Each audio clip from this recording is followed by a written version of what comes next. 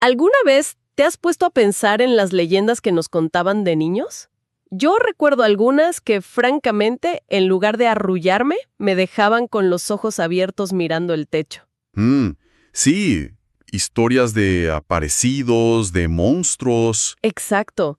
A veces parecía que estaban más diseñadas para asustar que para enseñar, ¿no? Totalmente. Bueno, hoy vamos a explorar qué pasa cuando alguien decide tomar esas mismas leyendas, esas historias que son parte del ADN de una región, y las reescribe, no para quitarles la magia, sino para darles una nueva luz, una más amable y sobre todo más didáctica. Hoy nos sumergimos en el libro Reescribiendo las leyendas del Oriente Venezolano, de la autora Raquel del Valle Peña Peinado. Nuestra misión es desentrañar por qué y, más importante, cómo se adapta la mitología de una región entera, en este caso del estado Anzoátegui, Venezuela, para una nueva generación. Y es que la motivación de la autora es el punto de partida de todo esto. Ella, desde su experiencia como docente, como orientadora, se dio cuenta de algo muy concreto. A ver. Que muchas de las leyendas tradicionales, las que se transmiten de boca en boca, son, y la cito, demasiado crueles o terroríficas. Su proyecto nace de una necesidad pedagógica, ¿de verdad? O sea que no es un capricho literario. Es una respuesta a un problema real que ella vio en las aulas. Exactamente.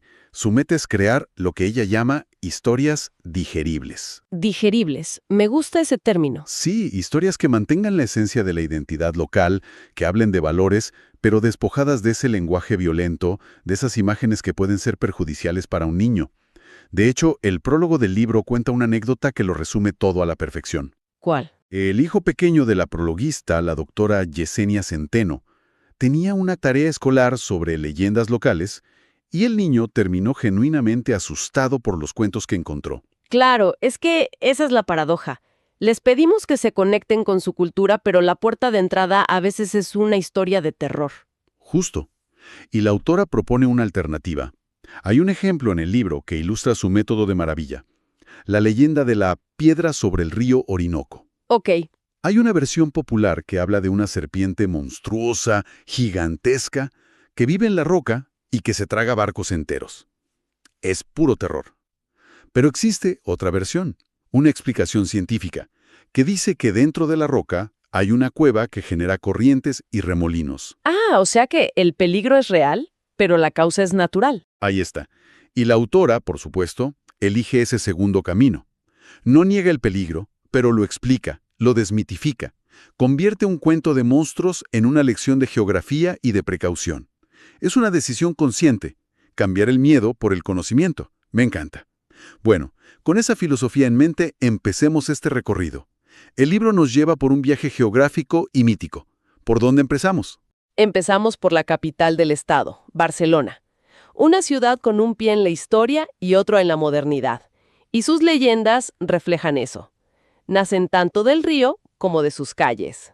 De acuerdo, vamos a Barcelona. La primera leyenda que nos presenta la autora es la del caimán del Neverí y la piraña. Y aquí es donde la cosa se pone interesante, porque el giro que le da es total. Sí, porque la historia está narrada desde la perspectiva del propio caimán, el Cocodilus acutus. Ahí está la primera subversión. El supuesto monstruo toma la palabra. Exacto. Y en su relato, él no es el villano. Para nada. Es una víctima que lamenta con una tristeza enorme cómo su hogar, el río Neverí, está cada vez más contaminado. El mensaje es potentísimo. Mucho. Los animales que vemos como amenaza son en realidad los amenazados. Y la frase final del caimán es lapidaria. Dice que los peores monstruos son los humanos inconscientes. ¡Wow! Lo fascinante aquí es cómo la autora invierte por completo la expectativa. Toma una figura que tradicionalmente inspira miedo, un depredador, y la convierte en la voz de la conciencia ecológica.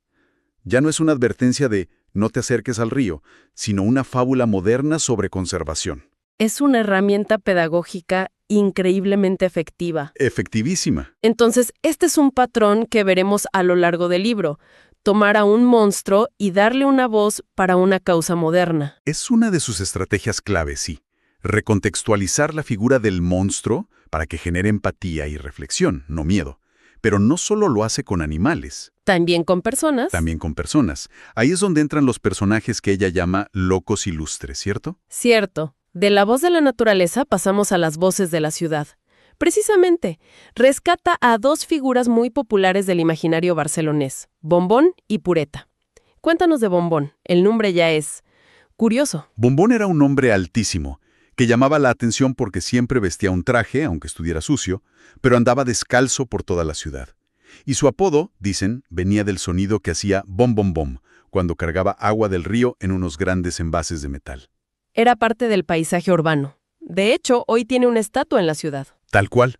Y Pureta, Pureta, la dama de la escoba. esa misma.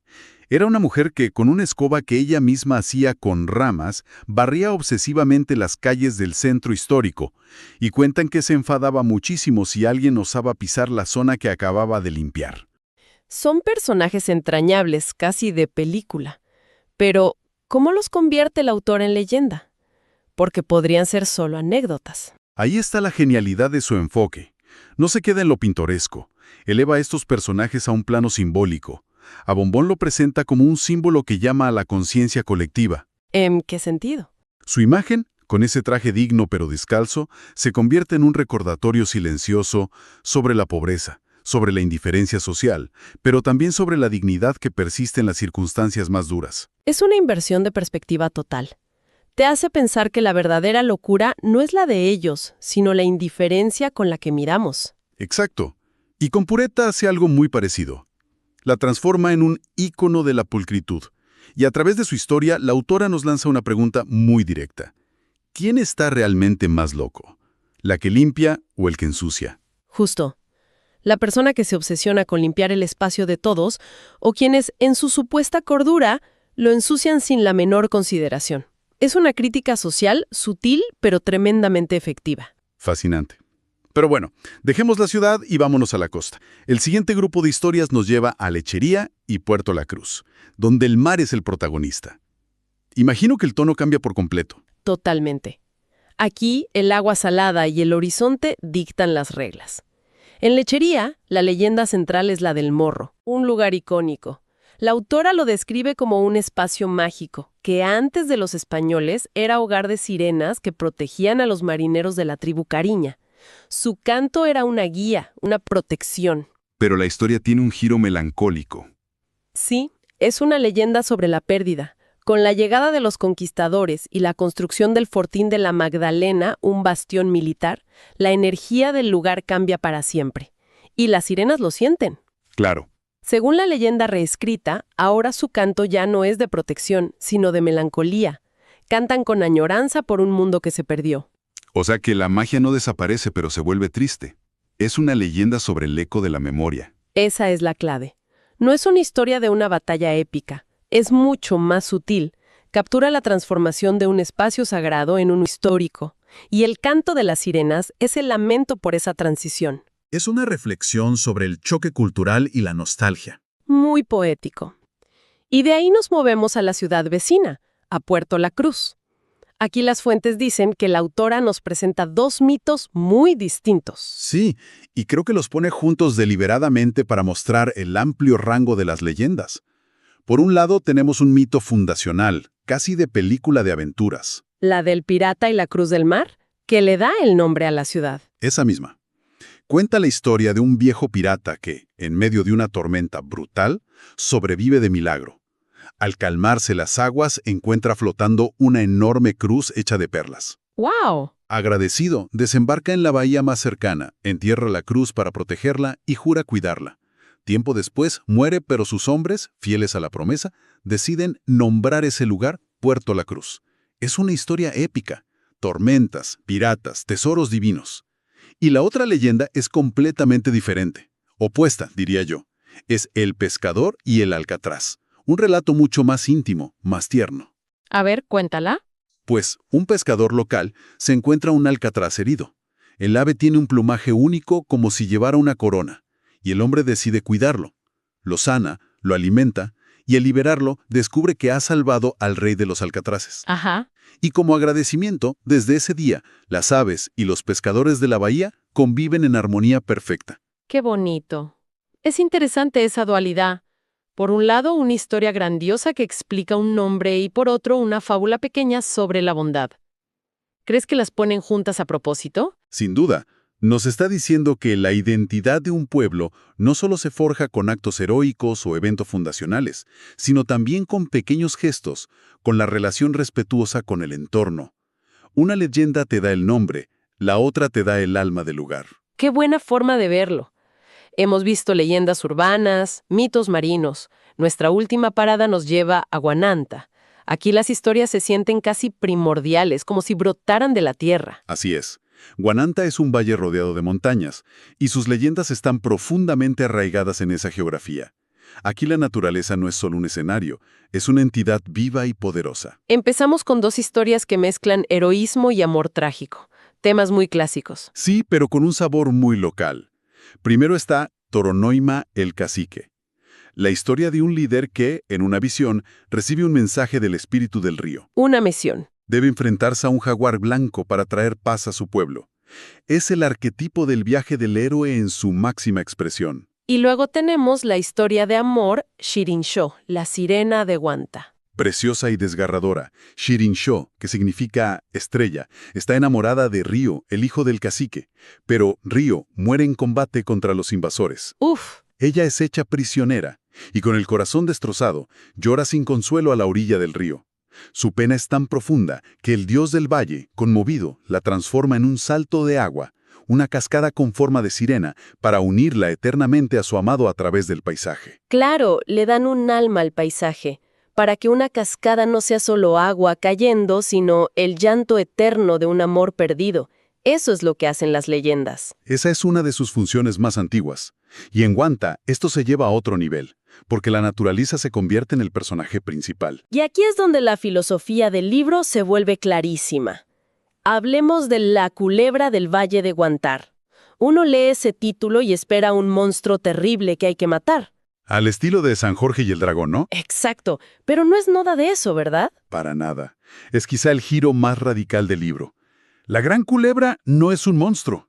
Es la personificación del río Guantar. ¿Cómo? La leyenda cuenta que la culebra duerme en la montaña, en la naciente del río, y que solo despierta, o sea, el río se desborda, cuando los humanos no respetan su cauce, cuando construyen donde no deben. ¡Qué cambio de paradigma! La serpiente no es el enemigo a vencer, es una advertencia de la naturaleza personificada.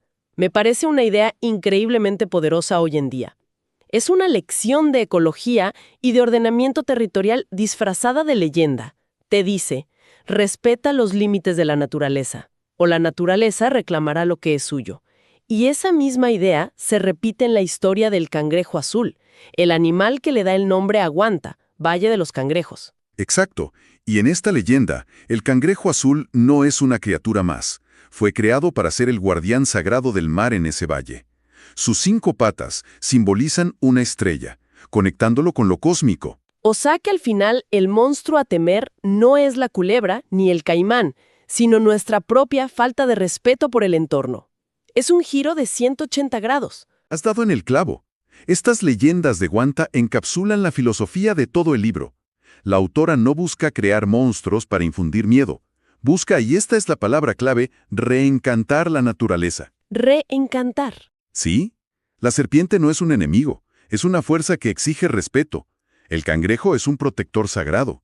El mensaje final es de armonía, de conciencia ecológica y sobre todo geográfica.